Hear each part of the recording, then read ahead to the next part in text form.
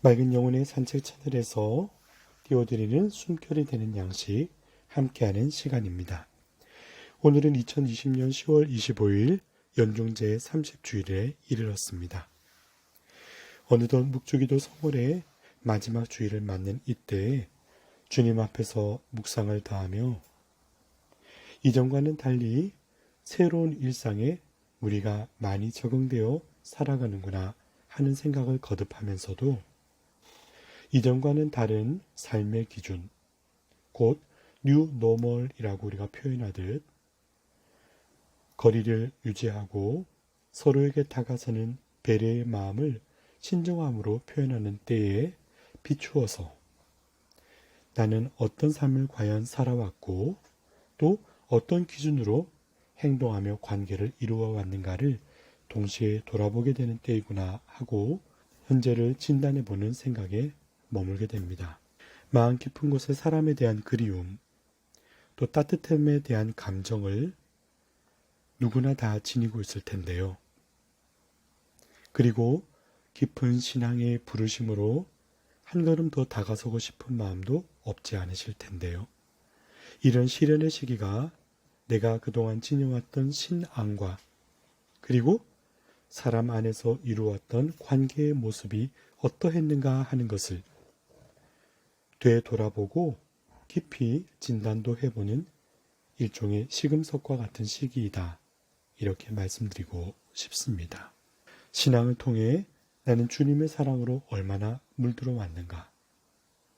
사람을 통해 나는 얼마나 일상 가운데서 주님을 느끼며 또 만나고 살아왔는가 하는 것이 그 내용이겠죠. 요한복음 1장에 한처음에 주님의 말씀이 계셨다라는 것을 시작에 두고서 우리에게 다가오신 주님의 모습을 그려주고 계십니다. 곧 그 내용은 말씀이 사람이 되셨다는 것으로 요약되죠. 저 멀리 우리가 볼 수 없고 만질 수 없고 감각할 수 없는 영의 모습이 아니라 내 곁에서 함께 바라볼 수 있고 손을 내밀면 만져질 수 있고 내가 걸어가는 길 위에서 마음을 함께 동행하는 우리의 처지와 똑같은 모습으로 오신 그리스도의 현존 가운데 하나님의 외아들이신 당신의 모습을 사랑으로 간직하게 일깨워 주셨음을 기억해 보게 되죠. 사람의 모습으로 오신 그리스도. 그러나 나는 내 삶에서 진정으로 그 주님을 어디서 알아배웠는가 하는 것을 짚어보면 어떨까 합니다. 일찍이 부활하신 주님께서 사람들 앞에 나타나셨던 일화를 복음에서 소개하고 있죠. 새벽녘에 주님의 무덤으로 달려간 마리아, 그리고 이후 엠마오로 가는 길에서 주님을 만났던 제자들. 그들의 공통점은 무엇이었는가 하면 주님을 즉각 알아보지 못하였다 하는 데 있겠죠. 마리아는 슬픔에 묻혀서 자신의 앞에 서 계신 주님을 정원지기겠거니 하고 그 눈을 들어 확인하기 전까지 알아보지 못하고 제자들은 주님이 곁에 다가오셨다. 다시 떠나신 자리에서 말씀을 건네실 때 빵을 떼어 나누어 주실 때 우리는 그처럼 가슴이 뜨겁고 불타오르지 않았던가 하며 주님을 회상하는 장면으로 그려지지요. 우리가 아파하고 또 거니는 그 길에서 만나주시는 주님, 일상 속에서 다가오시는 주님을 나도 그들처럼 알아보지 못한 채 당신께서 먼저 손 내미시어 보여주시는 그 깊은 계시 속에서 그제서야 알아보게 되는 것일까? 마리아는 주님의 따뜻한 음성에서 그분이 누구이신지 마음의 문이 열리고 가슴을 열어 주님께 화답하게 이릅니다. 당신의 목소리, 우리가 삶의 가운데서 주님의 목소리를 듣게 될 때가 언제일까? 어쩜 우리도 알아보지 못했던 그 여인처럼 제자들처럼 내 영혼이 한껏 열려 주님의 음성에 귀를 기울이려 할 때 그 목소리는 나에게 큰 울림으로 다가와 변화시키지만 차가운 마음의 벽을 세우고 귀와 영혼을 닫고 있을 때 저 멀리 잠시 울리다 흩어지는 메아리에 불과할 수도 있겠죠.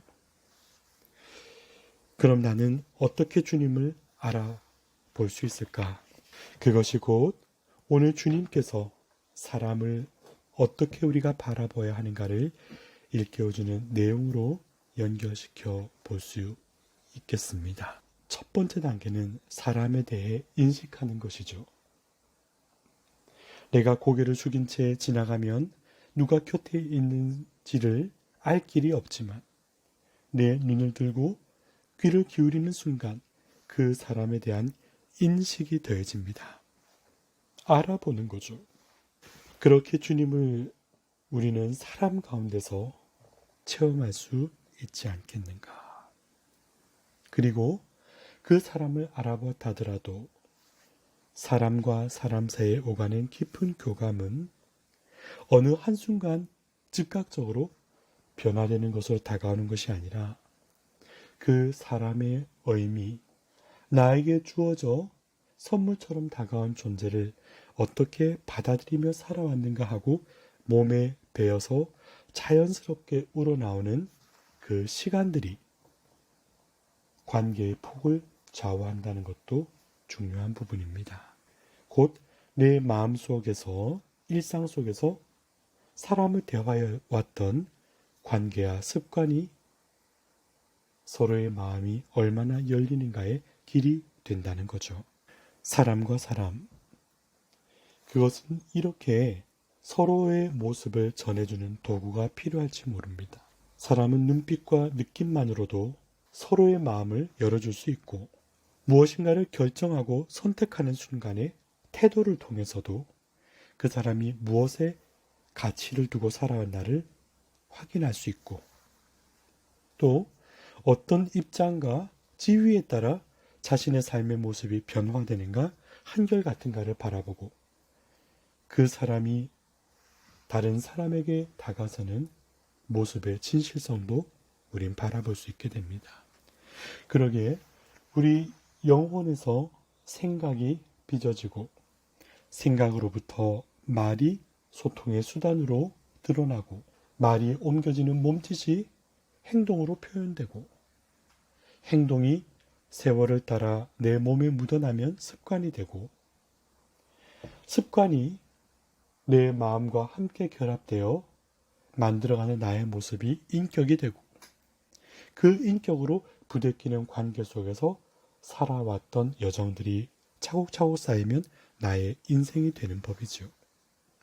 결국 그 사람이 지니고 있는 총체적인 모습을 통해 사람과 사람 사이에 만남이 이루어진다 할 수 있지 않을까요? 주님께서 모든 것을 비우시고 죄 말고는 우리와 똑같은 모습으로 오신 것, 바로 주님께서 여기 계시다 하는 것을 일러주는 몫이라 할 수 있겠고 여기 계신 주님을 우리 마음 깊은 곳에서 화답하며 당신을 알아보고 당신의 사랑에 영혼을 열며 동행할 수 있도록 초대하신다는 것 새겨본다면 그렇게 다가오는 한 사람의 무게가 달리 느껴지는 오늘이리라 생각합니다. 그럼 나의 모습이 묻은 것은 바로 어떻게 사람들에게 보여주는 걸까? 이 세상의 세태는 가끔 이렇게 다가올 때가 있습니다. 약강, 강약으로 말이죠. 약한 자에게는 강하고 강한 자에게는 오히려 약하고 삶의 영향력을 누군가가 끼치는 정도에 따라 나의 태도나 표정이나 응답이 달라진다면 얼마나 그 풍경은 쓸쓸하게 가식으로 다가오는 잔상을 남길까요? 사람과 사람은 언제 확인되는가? 잠시적인 포장으로 이루어지는 것이 아니라 진정으로 나의 모습, 나의 처지가 약하고 위기 속에 있을 때 드러나는 우정이 나에게 새로운 의미로 새겨지는 법이죠. 영어 속담에도 이런 말이 있지 않습니까? A true friend is a friend in need. need 하면 무엇이 필요하다, 곤궁하다라는 뜻이에요. 참된 친구는 곤궁할 때, 내가 어려울 때에 함께하는 친구이다라는 의미죠. 내가 약해져 있을 때, 내가 보잘것없는 모습일 때, 그러나 나를 있는 그대로 여겨보고 대해왔던 그 삶의 모습이 가슴 깊은 곳에서 우러나오는 사랑과 우정으로 확인된다면 우리는 서로에게서 얼마나 소중한 아름다움을 발견할 수 있을까요? 오늘 독서 데살로니가 1장 5절, 9절, 10절에 이런 말씀이 있죠.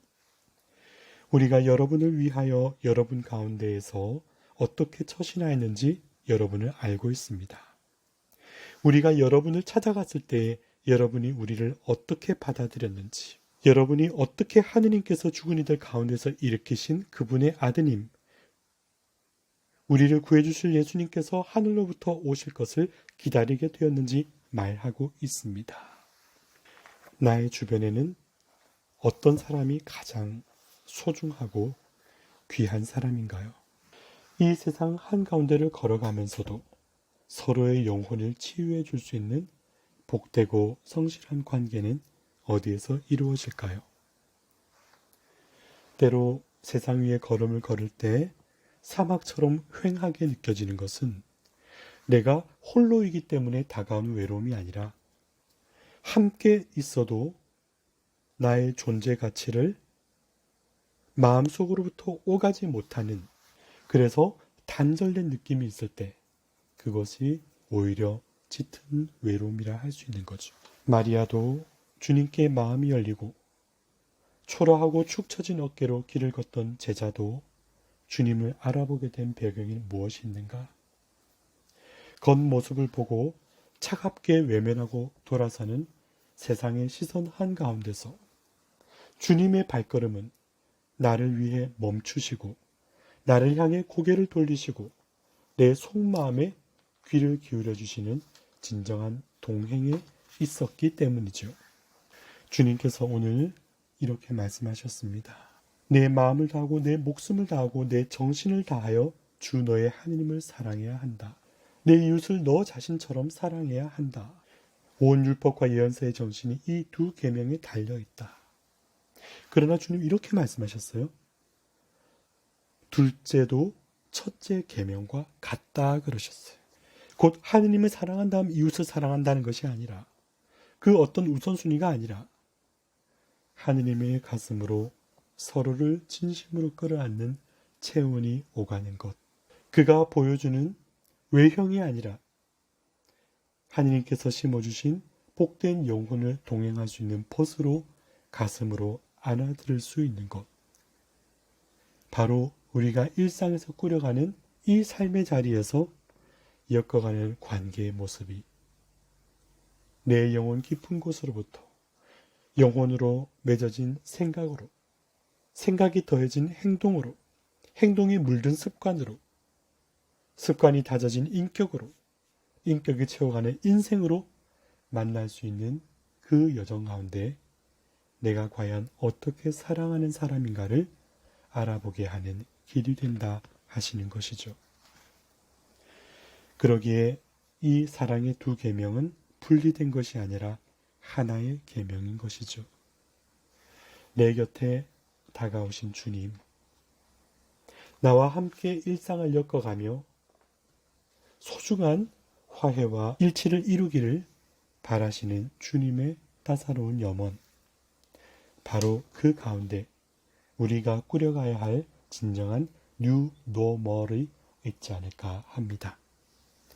주님의 사랑으로 깊은 회개와 변화 속에 복된 은총을 갖고 갈 수 있는 사랑의 계명에 막가진 우리 자신이 될 수 있기를 간청하는 마음으로 오늘 이 묵상 가슴 한켠에 따뜻하게 새기시고 한 주간을 주님의 뜻에 맞갖는 빛깔로 채색해 가시면 참으로 좋겠습니다.